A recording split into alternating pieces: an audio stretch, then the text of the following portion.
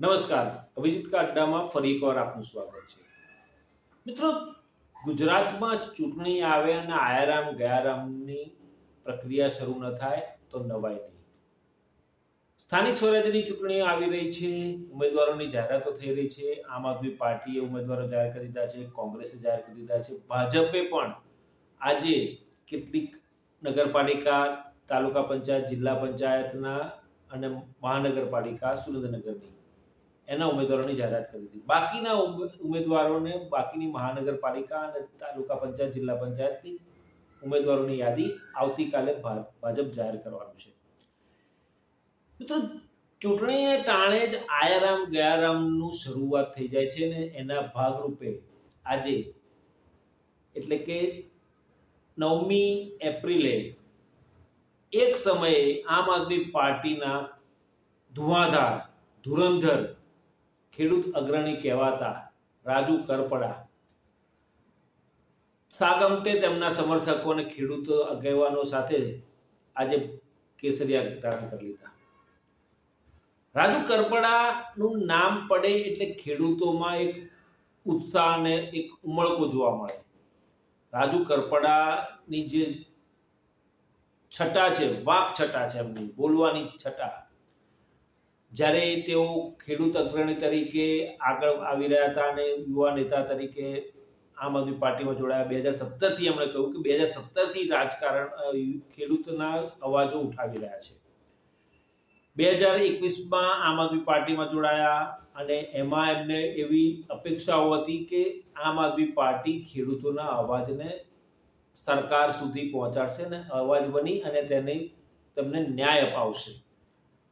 પરંતુ વચ્ચે જે 2 મહિના પહેલા જે કંઈ થયું અને એના કારણે હતાશ થઈને રાજુ કરપડાએ રાજીનામું આપી દીધું આમ આદમી પાર્ટીમાંથી.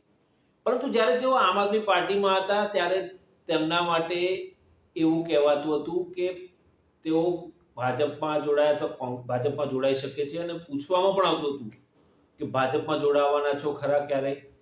ત્યારે તેમણે જે નિવેદનો કર્યા હતા, જે નિવેદન કર્યું હતું, એક નિવેદન આજે જ્યારે તેઓ ભાજપમાં જોડાયા ત્યારે એક નિવેદન સોશિયલ મીડિયામાં વાયરલ થઈ રહ્યું છે અને એ નિવેદનમાં એવું કહી રહ્યા છે કે સૂરજ ઉગમણેના બદલે આથમણેથી ઉગશે એ દી રાજુ કરપડા ભાજપમાં જોડાશે.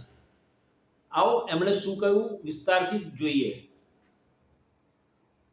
કોઈ પણ કરે કે રાજુ કરપડાને તો આમ કરશું, ભાજપમાં લઈ લઈશું, લોકડું ઢીકડું કરી લઈશું, એને કહીએ છીએ સુરત દાદા ઉગમણા ઉગવાની બદલે જેથી આથમણા ઉગે ને તેથી સમજો કે રાજુ કરપડા ભાજપનો ખેસ પહેરે.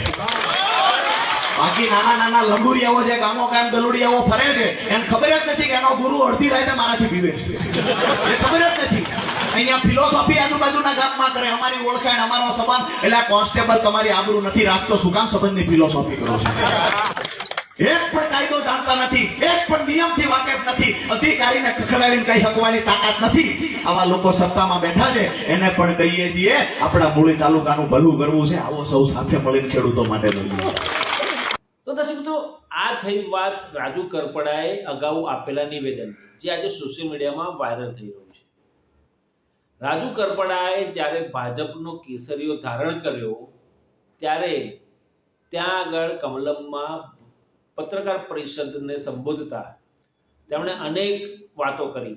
તેમણે એક વસ્તુ એવી પણ કહી કે ખેડૂતોના પ્રશ્નોને લઈને સરકાર અને સત્તા સ્થાને બેઠેલી પાર્ટી જ ઉકેલ લાવી શકે અને જ્યારે તેઓ અડધરકાંડમાં જેલમાં હતા ત્યારે તેમણે ઘણું વિચાર્યું અને જેલમાંથી છૂટ્યા પછી જે સંકલ્પ રેલી કાઢી, ખેડૂતોને માટેની એક આક્રોશ રેલી કાઢી અને તેમાં જે પ્રકારે તેમના સમર્થકો અને ખેડૂત આગેવાનોને, ખેડૂત સમાજને પૂછ્યું ત્યારે તેમણે કહ્યું કે રાજુભાઈ, તમે જ્યાં પણ જાશો અમે તમારી સાથે છીએ, તમારી સમર્થનમાં છીએ, તમે આગળ વધો.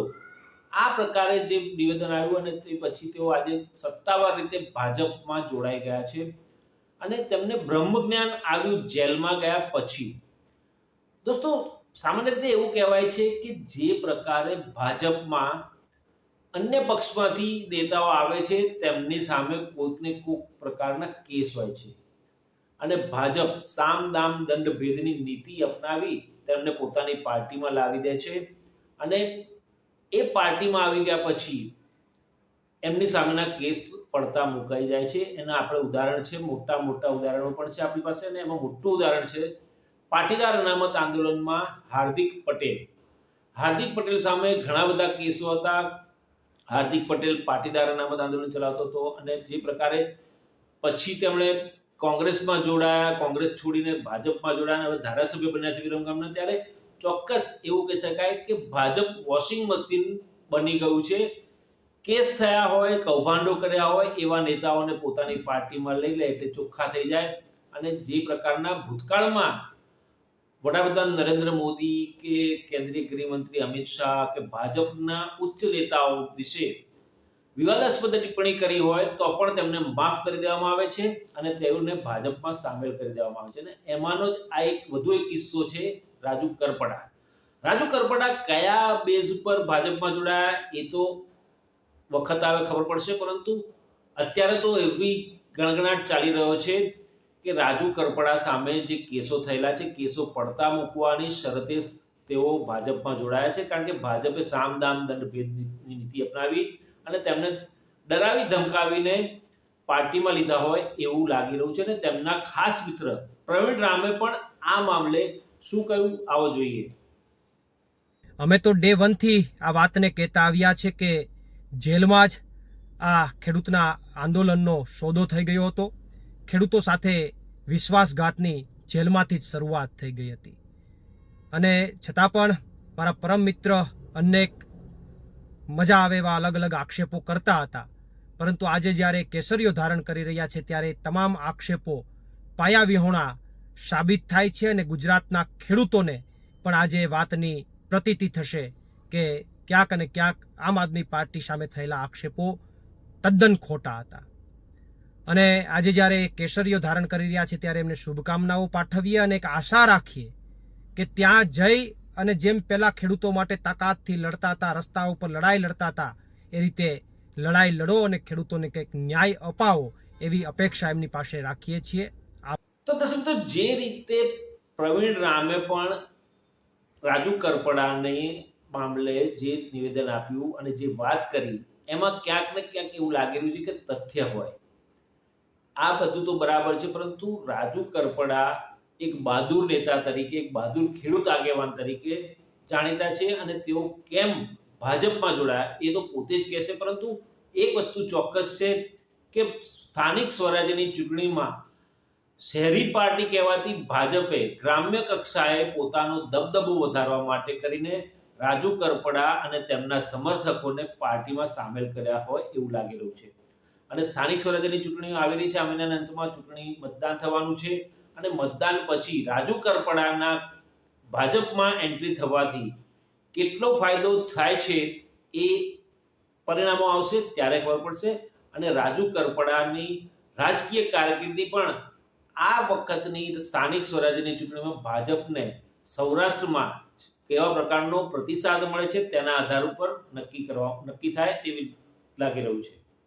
તો દર્શક તો આજના આ વિડીયો આપને કેવો લાગ્યો ચોક્કસથી કમેન્ટ કરજો અને સબસ્ક્રાઇબ કરજો અને શેર પણ કરજો.